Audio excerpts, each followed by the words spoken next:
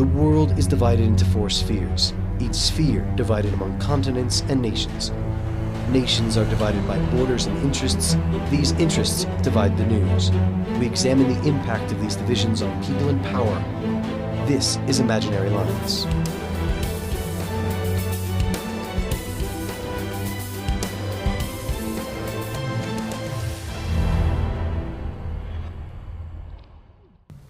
Welcome to the program. I'm your host, Michael Fox. The new leftist Spanish party Podemos was only founded last year, but it's already completely altering Spanish politics. The results of Spain's regional and municipal elections on May 24th showed big wins for Podemos and its allies across the country. I'll speak with Podemos founder Juan Carlos Monedero about the elections, Spanish politics, and what to look for in the lead up to Spain's general elections later this year. But first, a look at media in Latin America. Social tensions are on the rise in the South American country of Peru, where President Ollanta Humala has betrayed his electoral commitments by pursuing foreign capital to invest in extractive industries. In the past 2 years alone, the government has implemented 4 separate sets of laws to make environmental and labor standards more flexible in favor of extractive industries. But Humala's policies have produced a strong backlash, and the country's social movements are growing stronger. Most notably, Peruvians have rejected the Tia Maria mining project, citing the irreparable harm to the environment that would result if it goes forward. But Tia Maria was just one of more than 100 mining conflicts registered in Peru during the month of April alone. Additionally, youth throughout the country have mobilized against laws that undermined labor rights for young workers. It appears that the Peruvians' courage to resist continues to grow every day. But what has the mainstream media covered in Peru? Outlets such as the BBC and the New York Times have provided scant coverage of these and other protests. Some news agencies did cover a nationwide strike, but largely focused on its supposed failure. Of much more interest to the major media was a Peruvian soccer referee who doled out 5 red cards in a single game. The lack of coverage of these long-running and consistent protests must only be seen as a willful decision by media outlets to censor the news via omission.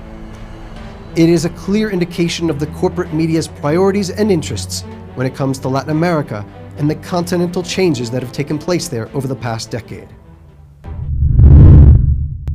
The new leftist party Podemos was founded last year in the wake of the country's 2011 massive anti-austerity mobilizations known as the May 15th movement. Since its formation, Podemos has grown, attracting attention for its similarities to Greece's Syriza, which was voted into office in January on an anti-austerity platform. On May 24th, Spanish citizens voted in municipal and regional elections across the country. Podemos and its allies were big winners. In Barcelona, Ada Colau Bayano won the mayor's office, and the Podemos coalition came in second in Madrid with 20 seats. But there is still a long way to go before the Spanish general elections in November. Juan Carlos Monedero is a founder of the Podemos party and a professor of political science in Madrid.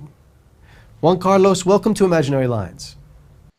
Un placer estar otra vez con vosotros y con Telesur. What's your analysis of the elections? What do these results mean?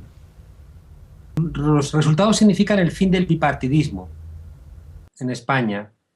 Significan el fin de un sistema político que ha funcionado durante los últimos 35 años, que canalizó los esfuerzos de la ciudadanía española a la salida de la dictadura franquista, que sentó las bases, gracias a esa presión popular de un cierto Estado social, pero que en los últimos años, con la neoliberalización del modelo económico en España y en Europa, pues lo empezamos a perder. Ese régimen que parecía invariable, que parecía eterno, con ese turnismo entre el Partido Socialista y el Partido Popular se ha roto y han emergido nuevas fuerzas políticas, sobre todo Podemos y las candidaturas de Unidad Popular en torno a Podemos, que tienen como tarea principal terminar con el modelo neoliberal y inaugurar una nueva formación política caracterizada por la participación popular. What was the impact of the traditional Spanish media on the election? Por un lado, Podemos tuvo inicialmente mucho espacio en los medios porque era algo que la gente esperaba y subía mucho la audiencia. Y entonces, en esa contradicción típica de los sistemas capitalistas, si te produce dinero en el corto plazo, puedes dejarlo funcionar. Eso fue así hasta enero. En enero ocurrieron tres cosas, ¿no? En enero tuvimos la Marcha del Cambio, donde hubo cientos de miles de personas en la Puerta del Sol de Madrid. Estuvo también como un hecho muy relevante la victoria de Syriza en Grecia, y salieron encuestas donde por vez primera se demostraba que el Partido Popular perdía la alcaldía de Madrid. Eso implicó que los ataques se hicieron furibundos contra nosotros, incluso con la ayuda de los servicios de inteligencia del Estado. Es decir, que los medios de comunicación nos acusaban de cualquier barbaridad, de que nos financiaba Venezuela, de que éramos poco menos que terroristas internacionales, miembros de bandas criminales. Un ejemplo claro, y es que en la televisión pública de todos los españoles, Pablo Iglesias tuvo una comparecencia de 3 minutos. Solamente una comparecencia, cuando todos los demás partidos políticos habían tenido en ese mismo programa, aparte de otros muchos que a Podemos no se le inventó, pero en ese programa en concreto estaban 25, 35, 40 minutos y Pablo Iglesias estuvo 3 minutos solamente. Por tanto, los medios de comunicación se comportaron como empresas de medios de comunicación, no al servicio de la democracia, ni de la verdad, ni de la objetividad, sino al servicio, bueno, pues de sus intereses económicos, que se verifican también en intereses de partidos políticos que ellos mismos han financiado. Lo curioso es que la gente ya no cree en los periódicos, la gente ya no cree en las televisiones y está viendo una información por otros medios, a través de Internet sobre todo, donde la gente se informa y construye su propia opinión. Y esa es una de las peleas que vamos a tener que dar. Es decir, los partidos emergentes, que carecemos de medios de comunicación que no sean nuestros, no queremos medios de comunicación nuestros, queremos medios de comunicación que sean objetivos.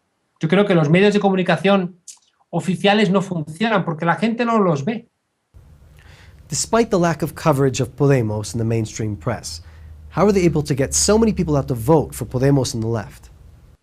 Tuvimos la fortuna inicial de tener un espacio en los medios. Nosotros creamos una televisión comunitaria que funcionaba en una zona de Madrid y que después funcionaba por Internet, La Tuerca, y a través de La Tuerca pues nos dimos a conocer, y a partir de esas tertulias políticas empezaron a invitar sobre todo a Pablo Iglesias en las grandes televisiones, ¿no? Y ahí el discurso de Pablo Iglesias se identificó con el discurso de una mayoría de gente en España que no sabía que había gente que pensaba igual que ellos y que por vez primera lo veían reflejado en las tertulias políticas. Pero luego viene el cierre mediático, pero ya es un poco tarde porque nos dio tiempo a generar una red por todo el Estado de círculos que eran los que se encargaban de hacernos a nosotros la publicidad.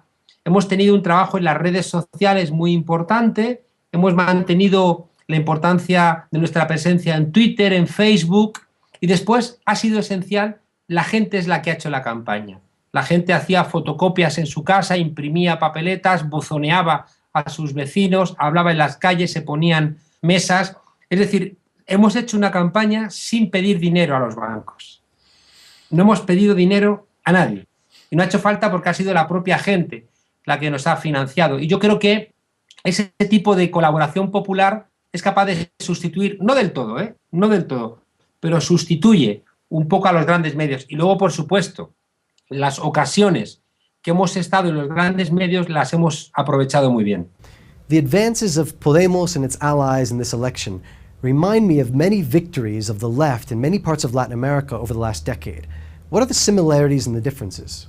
Yo creo que hay que ser más cautos, ¿no? Porque aquí la gran partida va a ser en noviembre, cuando sean las elecciones generales. Estas elecciones son intermedias y yo creo que todavía no son comparables, ¿no?, con las grandes victorias que tuvieron lugar en América Latina.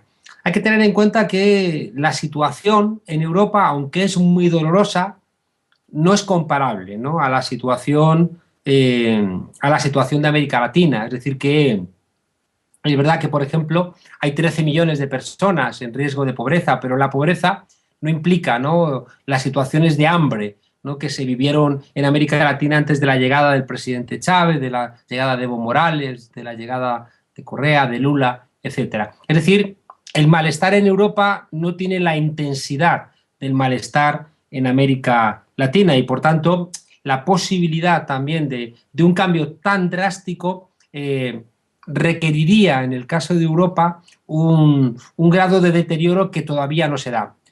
Para compensar eso, tuvimos una cosa muy relevante, que es el movimiento de los indignados, porque el movimiento de los indignados construyó un nuevo relato sobre la democracia y dijo: no tengo que esperar a estar, perdonen la expresión, radicalmente jodido para poder encontrar una solución, sino que me estoy quejando porque estoy perdiendo las condiciones que tenía yo de persona de clase media. Y entonces esa conciencia del movimiento 15M, del movimiento de los indignados, yo creo que ha servido para, sin estar tan mal como estaba América Latina después de la década neoliberal, bueno, poder empezar a dar respuestas en una dirección emancipadora, en una dirección cuando menos post-neoliberal, aunque algunos pensamos que la solución tiene que ser post-capitalista. What do you expect in the months to come, in the lead up to this November's general elections? Bueno, queda mucho partido.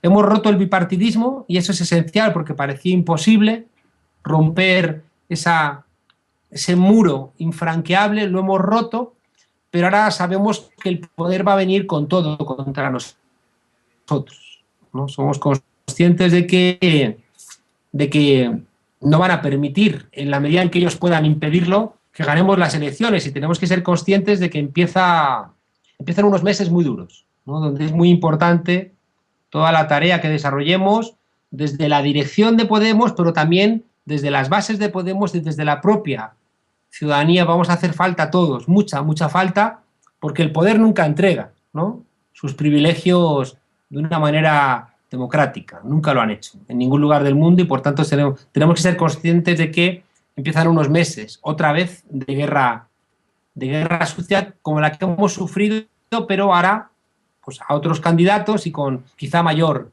virulencia. Juan Carlos, thank you for joining me on Imaginary Lines. A vosotros, un abrazo fuerte a todo el continente latinoamericano.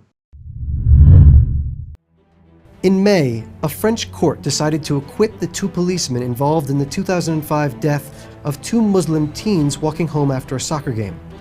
The teens ran to escape the police officers who chased them in order to carry out an identity check. The young men were eventually electrocuted in a power transformer they had been hiding in. The deaths stirred intense protests when it happened in 2005. In France, the rate of police shootings involving people of Arab descent is on par with the kind of police violence that takes place in the United States against black communities. After the courts decided to acquit the officers, the mainstream media indifferently reported on the relief felt by the policemen on the one hand and the despair of the victims' families on the other. This is a significant contrast to the response of the mainstream media to the attack against the magazine Charlie Hebdo. While the Charlie Hebdo attacks are unjustifiable, the way in which police harass young Muslims and the resentment this fosters explains to a certain extent how such an attack could happen in France. The French mainstream media found it easy to condemn the Charlie Hebdo attack and have used it to further a discourse centered on Muslim terrorists. Yet when two Muslim teens are killed during a police operation, the deaths are only seen by the media and society as collateral damage of a necessary security enforcement policy. That's it for today's program. Thanks for watching the show. I'm your host, Michael Fox. Please join me next week.